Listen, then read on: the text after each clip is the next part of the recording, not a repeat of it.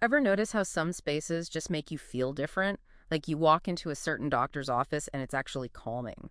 Or a restaurant has that perfect energy. Right. Today, we're going deep on the folks who create those experiences. Interior architects. Oh, love it. We're using RoleCatcher as our guide this time.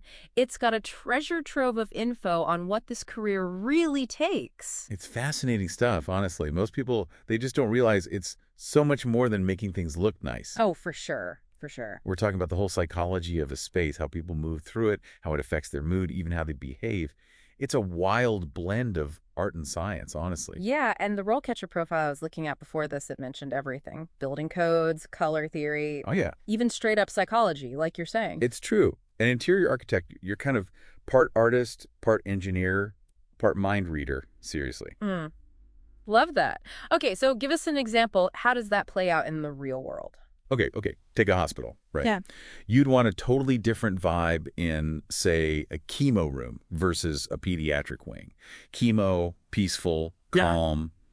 Peds, you want it vibrant, stimulating. Night and day. Totally different design challenges, you see. Totally. Which actually, this whole specialization thing blew my mind. I always figured it was mostly homes, maybe offices, but no. Okay. Yeah. RoleCatcher says you can specialize in designing everything from hotels to hospitals to even, wait for it, religious spaces. Yeah, it's a whole thing. And each one has its own, unique things you got to consider, like designing a place of worship.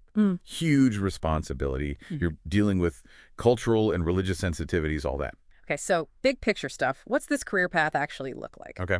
RoleCatcher breaks it down by stages, entry level, all the way up to senior interior architect. And what's cool is the work itself changes as you get more experience. Yeah, it's progression, Right. just like any field, right? Yeah. Early on, you're like a sponge. You're learning the software CAD, all that, absorbing building codes, understanding this thing called spatial relationships. Spatial relationships. Okay, time out. For those of us who don't speak fluent architect, what are we talking here? Good question. Okay. Basically, it's how different areas within a space relate to each other. How do people move between them? What's the sight line from one to the next? All that factors into whether a space flows well. Gotcha. So it's making sure the kitchen doesn't feel a mile from the dining room or that people aren't going to constantly bump into each other. Exactly. It's function and beauty all rolled into one. And then as you get higher up, more senior in your career, you get more and more responsibility, right? Right. So you go from assisting on projects to actually leading them. That means more client interaction, managing budgets, the whole shebang. And speaking of client interaction, that's something I wanted to get into. Because, yeah, you need the technical chops, but RoleCatcher kept highlighting soft skills, too. 100%. Which I'm guessing are even more important when you're dealing with clients who, let's be honest, can have opinions about their living rooms. Oh, you have no idea. Yeah. You could be like the most talented designer on planet Earth, but if you can't actually communicate with your clients, It's over. if you can't understand their needs and sometimes like decipher their interesting design ideas, Yeah. you're going nowhere fast. Nowhere fast. It's almost like, when they say designing a space for someone's like designing a portrait. Yeah, It's like that, but it's their whole life in that space. 100%.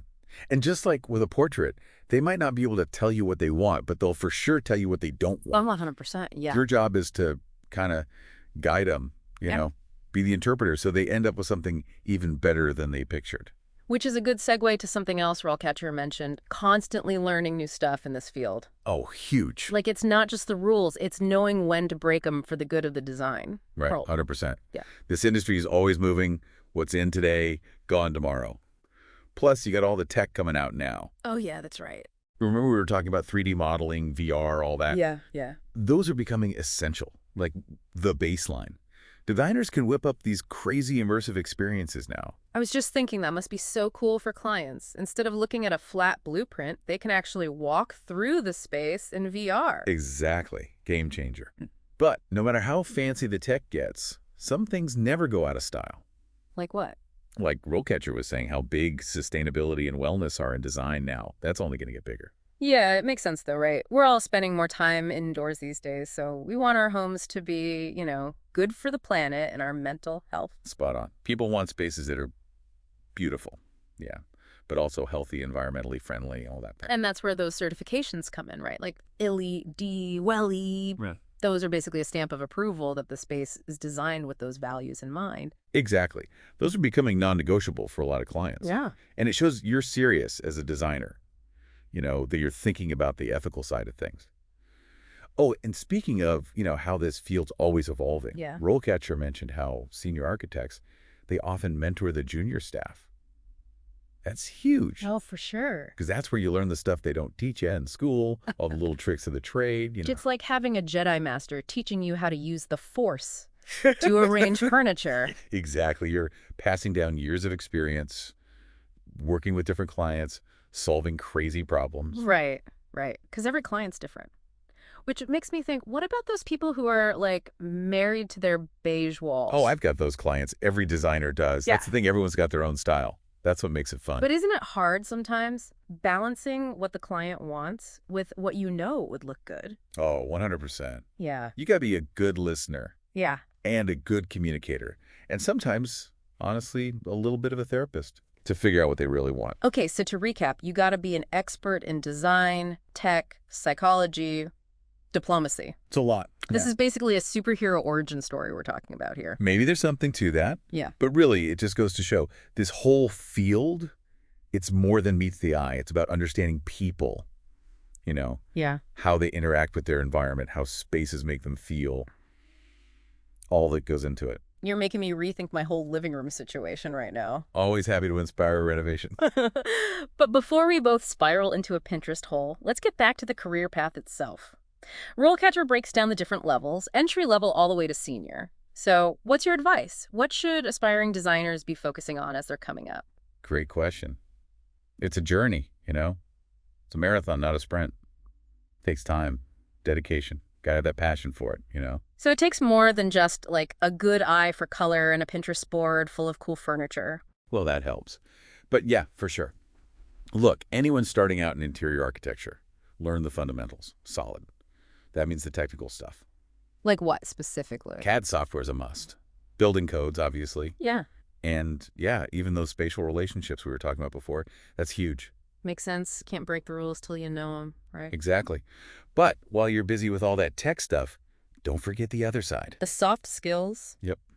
Communication, knowing how to collaborate on a project, how to solve problems because they're going to come up. Yeah. That's important no matter how senior you get. Because I imagine you could design the most amazing space ever, but if you can't explain it to the client, the Yeah. contractors. It'll never get built. Communication is key. Key.